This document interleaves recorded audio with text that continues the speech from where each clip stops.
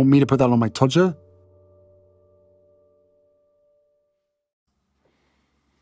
Harry's wife, new face versus old face. In recent parts passim, I analysed the fact that Harry's wife has had some work done because she's a somatic narcissist. Naturally, it's her face and body, she can do with it what she wants. But for somebody that often talks about eating clean and being natural, the repeated reliance upon cosmetic surgery does again underline her hypocrisy. It's also a useful way of explaining to you how aging is such a threat to control of the somatic narcissist. As things go south, as skin becomes more wrinkled, as it loses its elasticity, as the hair doesn't behave, as the skin becomes saggy, all of those things, the process of aging, is something that causes a somatic narcissist to invariably react with horror. She has to trade on her looks and sexuality, doling out the spicy poontang, because those are two major weapons of seduction and manipulation. It's not as if she's going to seduce anybody with her forensic analysis of the works of Shakespeare, is it? Or her pioneering observations about new energy sources.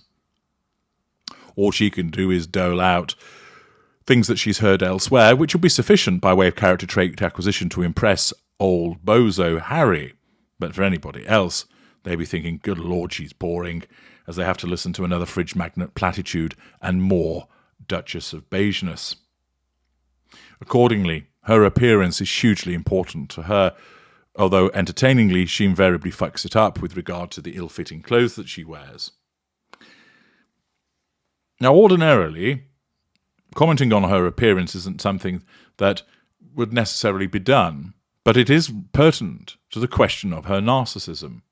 The fact that she feels moved to have these obvious changes, yet, as you will find in forthcoming video, denying that there's been work done, is demonstrative of the way that her narcissism functions. She's aging, that's a threat to control, she needs to have some work done, and denies that that's the case, and denies it forcibly, because the suggestion that someone as beautiful and as natural-looking as her needs some form of cosmetic enhancement is also a threat to control, even though to anybody looking, it's patently obvious that she has. And as you can see on your screen, we have a comparison between how she looked when she was on the cover of Cut and how she's looked recently with the new unveiling. If we take the look in Cut first, the hair's scraped back so tightly it's a wonder it didn't rip out at the scalp, although it does allow another glimpse at that white scalp.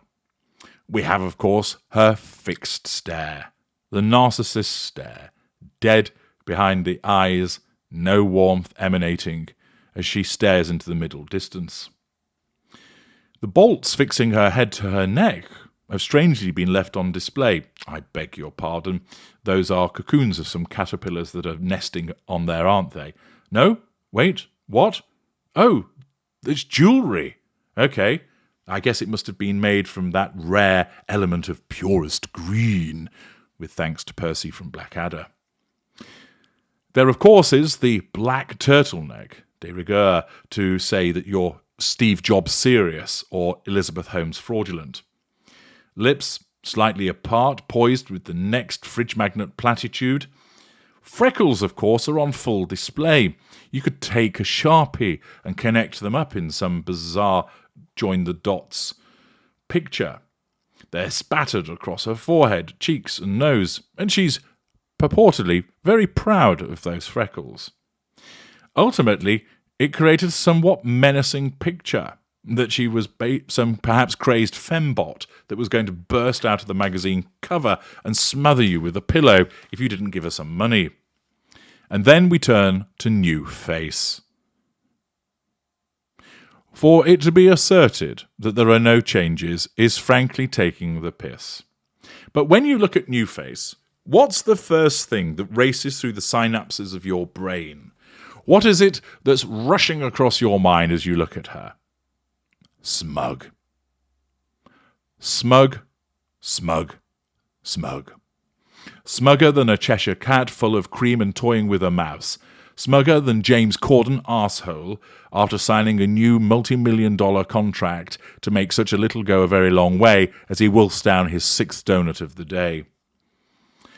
But leaving aside her reeking of smugness, there are some serious changes that have taken place. The most obvious to my mind is her chin. Look at the cut picture. It's a sort of V-shape. Then look at the new face. It's a chin that might have been borrowed from Bruce Forsyth. If you don't know who he is, look him up. Her eyes have changed colour. She must be wearing contact lenses, or there's been some kind of touching up or filter being used. Her nose looks different. It's less flared. The bridge is slimmer. That could be, of course, the effect of makeup, or it might be that she's had some work done. The cheekbones. Patently obvious that there's something happened there, and it must be where she's now secreting Harry's balls rather than in her handbag. Where, oh where, Freckles, where art thou? You have been banished from this land. That once she was so proud of them, now they've gone.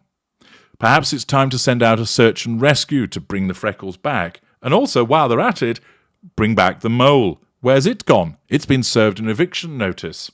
It's been frogmawed. And then the hair. Sleek, poker straight, coloured. No, of course. It's a change, and many people do change their hairstyle. But you were to look at this picture. Would you look upon it? Imagine you knew nothing of her, and you were invited to state the race of this individual. Would you say, I'm looking at a person of colour? No. You might possibly veer towards Hispanic, but most people would probably think that they were looking at a white woman. And once again, we see the racial hypocrisy of Harry's wife, that she plays the race card repeatedly, but does everything she can to erase looking black from her. Her nose, her hair, different. The freckles that she spoke of so proudly vanished. Must be under some layer or filtered out. I wonder what her children think when they see her.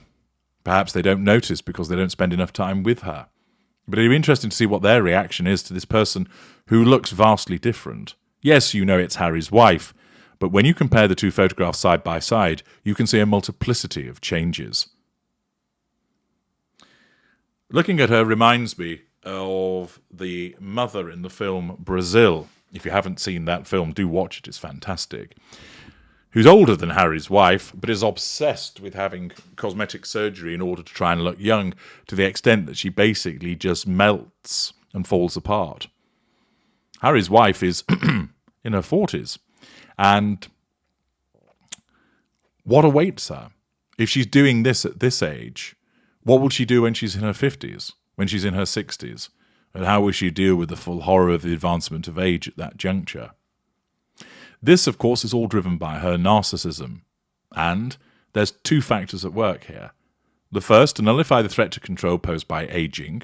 Secondly, the necessity of looking desirable, at least through in her eyes, in order to manipulate people. However, what you're left with is a reaction from many people who find that she looks too plastic, that she looks cloned, and that she then has to deny that she's had any work done, which once again demonstrates that it's complete nonsense, because anybody looking at those two photographs can see that she has had work done, and it makes a mockery to suggest otherwise. Once again, a collateral consequence of what she has to do in order to assert control, i.e. have cosmetic surgery, and thereafter, when challenged by people commenting on it, there has to be the denial issued also. I'm H.G. Tudor. Thank you for listening.